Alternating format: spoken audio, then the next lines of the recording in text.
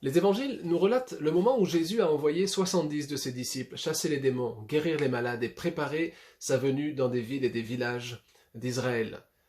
Ensuite, quelque temps plus tard, les disciples, nous est-il dit, revinrent avec joie, disant « Seigneur, les démons même nous sont soumis en ton nom ». Ils reviennent avec des sujets de joie parce qu'ils ont accompli leur ministère, ils ont vu la puissance de Dieu. Et Jésus va les recevoir avec joie. Il va cependant leur faire une remarque particulière que j'aimerais que l'on repasse sur notre cœur.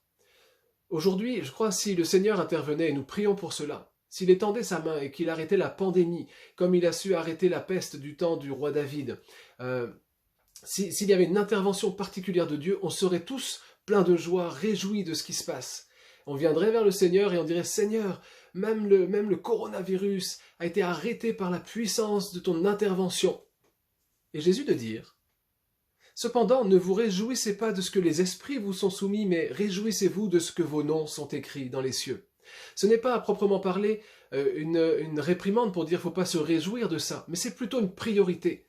Jésus est en train de dire « Vous pouvez vous réjouir de toute façon, en toutes circonstances, d'une chose qui ne change pas. Vos noms sont écrits dans les cieux. » Et si nous appelons de tout notre cœur l'intervention de Dieu dans notre pays, dans l'Église qu'il s'est acquise en France et dans le monde, nous ne voulons pas oublier que l'essentiel auquel nous pouvons revenir à chaque instant, c'est que nos noms sont écrits dans les cieux.